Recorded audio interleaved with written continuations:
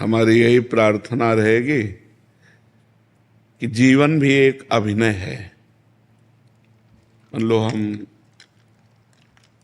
एक अभिनय है, आपको पति का अभिनय, आपको पत्नी का अभिनय है, कहीं माता का अभिनय है, कहीं पुत्र का अभिनय है। ये सब अभिनय करते हुए पूरा जीवन हमें व्यतीत करना है। लेकिन जीवन किसके लिए व्यतीत करना है, ये प्रश्न का समाधान चाहिए। हम धन कमाते हैं, हम सब कुछ करते हैं भोगों के लिए, सुविधा के लिए। सुविधा किसके लिए? जीवन के लिए। लेकिन जीवन किसके लिए? प्रश्न यहाँ खड़ा हो जाता है। अगर जीवन जीवनेश परमात्मा के लिए है तो हमारा जीवन धन्य हो गया। नहीं तो ना आपका अभिनय रहेगा, ना आपका धन रहेगा, ना आपका शरीर रहेगा। एक समय वो आने वाला है जो हमारा नाम चिन्ह भी मिटा देगा।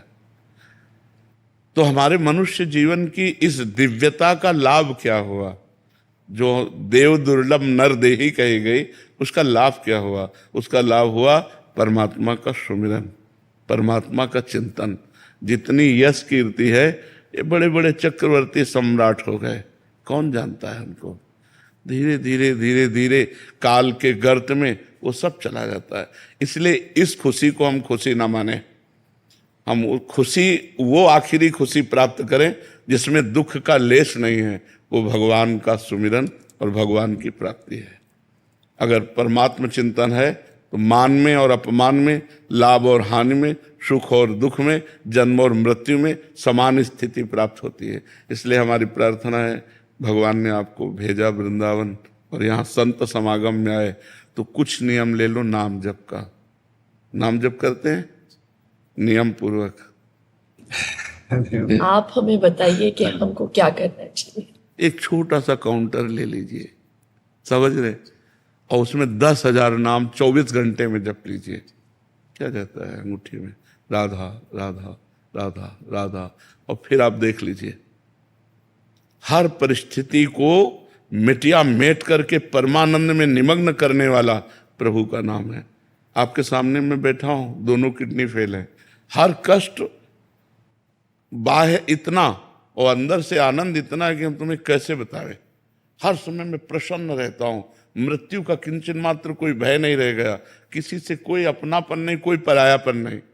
उसी आनंद को बांटने के लिए भगवान ने अभी जो समय दिया है वो लूट लो। ये बाजार है, परमानंद की बाजार है। अगर लूट लो, संतों के वचन मान करके चल लो तो मंगल हो जाएगा, और नहीं तो भगवान के नाम, भगवान की लीला, भगवान की कथा, वो सब अर्थ प्रधान हो गया है। अध्यात्म कभी बिकता नहीं है, और जो बिकता है वो कभी अध्यात्म होता नहीं है। बिकने वालों से जगत का परिवर्तन नहीं होता। जगत का परिवर्तन होता है जो स्वयं परमात्मा में बिक गया और केवल परमात्मा ही उसकी दृष्टि है। तो इसलिए हमें लगता है नाम जप कर। महाराज जी, अलग से क्या आनंद, अभी तो हम बड़े प्रसन्न हैं, बढ़िया बाहर यश है, लेकिन ये प्रसन्नता स्थायी नहीं, मृत्यु आने वाली है। पर जब आएगी तो आएगी। अभी तो इसके बाद वही तो अज्ञान की दशा है। वही तो अज्ञान की दशा है कि हम अगले कदम को नहीं सोचते, हम आज को सोच रहे हैं। फिर इसके बाद क्या होगा? महाराज नहुष अपने पुण्य बल से देवराज इंद्र पदवी पे गए, और इंद्र पदवी पे देवराज की पत्नी के प्रति गलत दृष्टि की अजगर योनि में आ गए। कहां देवराज इंद्र पद और कहां अजगर योनि। तो आज हम मनुष्य हैं, हमें पीड़ा है तो हम डॉक्टर को दिखा सकते हैं, और कल जब हम कीड़े मकोड़े पशु पक्षी बनेंगे तब हमारा क्या होगा? क्योंकि हम मरने वाले तो है ना, शरीर छूटने वाला है। हम तो अविनाशी हैं, जो मेरा स्वरूप है वो अविनाशी है, शरीर परिवर्तनशील है। तो हमको ऐसी पुण्य, तप, नाम जप, तीर्थ याटन इतना कर लेना चाहिए कि हमारा अगला जन्म फिर मनुष्य का हो, और फिर मैं अपने भारत देश की, विश्व की सेवा करूं और मंगल में कीर्ति को प्राप्त हूं। सुअर कुत्ता तो न बन जा। हमारी अगर चूक हो गई तो हम निकल जाएंगे ना नीचे की योनियों में। हम आज इतना उत्साहित ना हो आज के व्यवस्था में, क्योंकि कल की वो व्यवस्था आने वाली है जिसका हम निवारण नहीं कर सकते, और हम लोग उसी को सूचना देने के लिए बैठे।